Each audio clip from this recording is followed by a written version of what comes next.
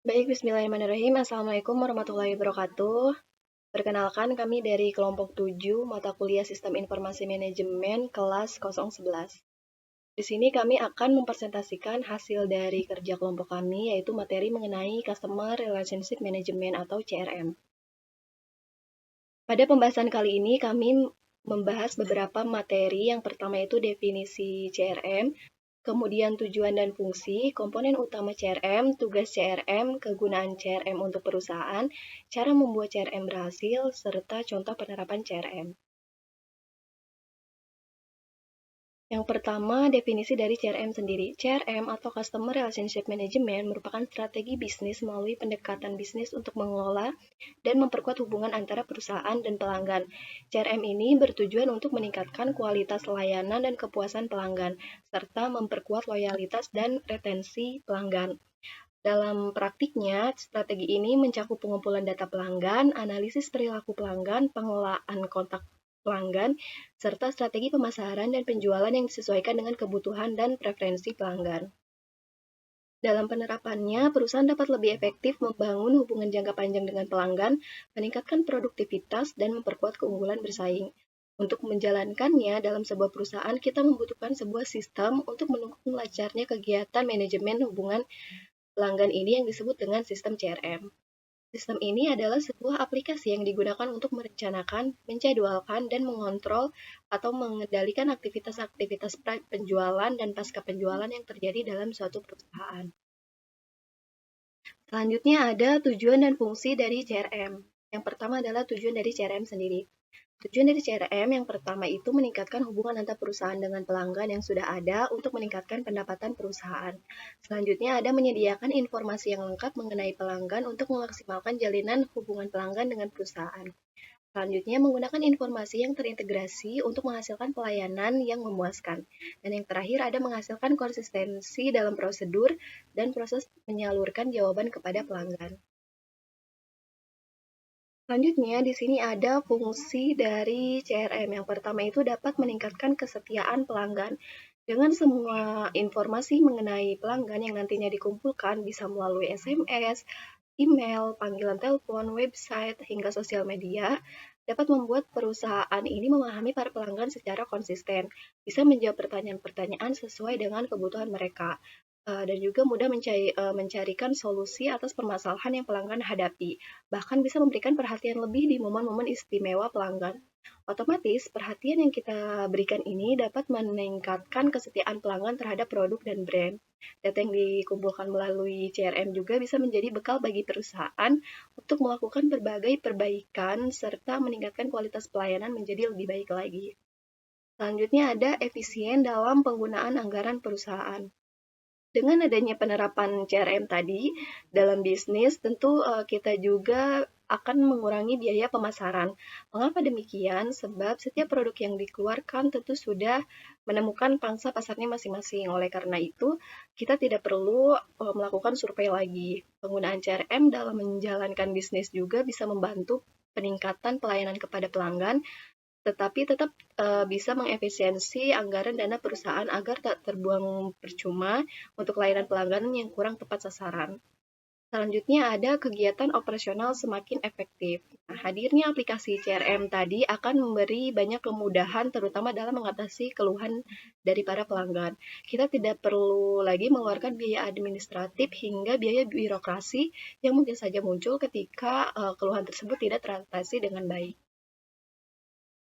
Selanjutnya di sini ada komponen utama dari CRM. Komponen utama dari CRM ini ada 3 bagian. Yang pertama manajemen, yang kedua hubungan, dan yang ketiga adalah pelanggan.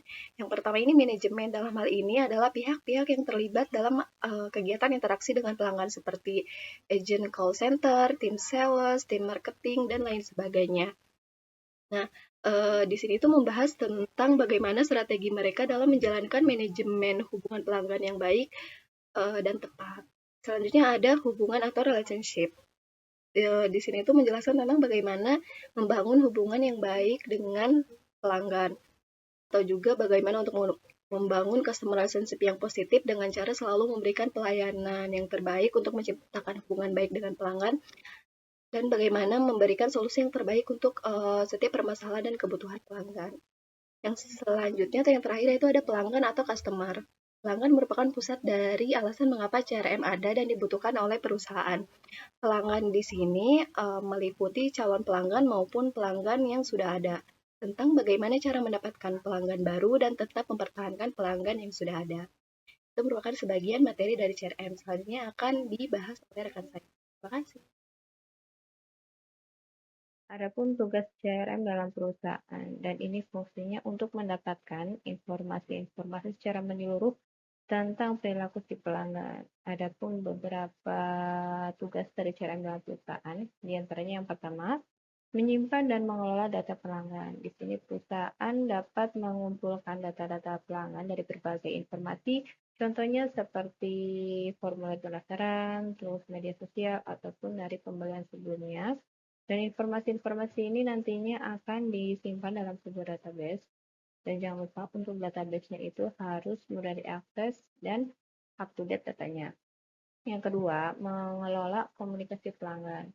Dalam mengelola komunikasi pelanggan, ini dapat dilakukan atau didapat dari beberapa saluran seperti chat, telepon, ataupun media sosial lainnya. Dan untuk komunikasi ini harus ada pesan tindak lanjut agar si pelanggan ini mendapatkan informasi yang terbaru.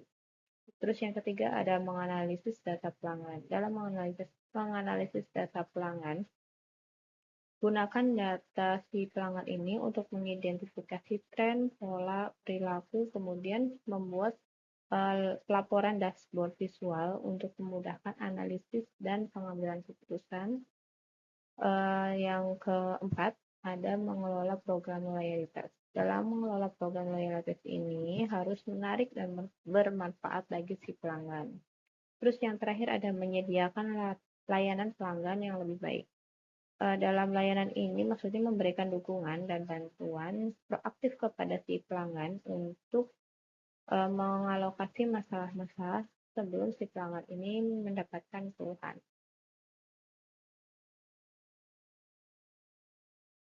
Nah, di sini juga keuntungan mempertahankan loyalitas dari pelanggan. Di antaranya itu ada si pelanggan ini lebih bisa memaafkan jika si perusahaan mengeluarkan atau melakukan kesalahan. Mereka tidak terlalu mempersoalkan harga yang dikeluarkan oleh si perusahaan untuk mereka. Terus mereka juga hanya membutuhkan servis yang lebih sedikit. Terus ada pun mereka bisa menyebarkan informasi-informasi yang positif tentang si perusahaan kepada masyarakat di luaran, sepertinya contohnya kayak keluarga mereka, teman mereka, atau rekan kerja mereka. Terus mereka juga mendapatkan kesepakatan yang lebih baik juga dengan kita, dan pelanggan ini mengeluarkan banyak uang, berarti meningkatkan share of wallet. Jadi mereka itu nggak apa-apa nih mengeluarkan uang banyak, asalkan mereka mendapatkan benefit yang lebih gitu, cara istilahnya gitu. Terus mereka juga mempertahankan pelanggan yang sudah lama membutuhkan biaya yang lebih sedikit.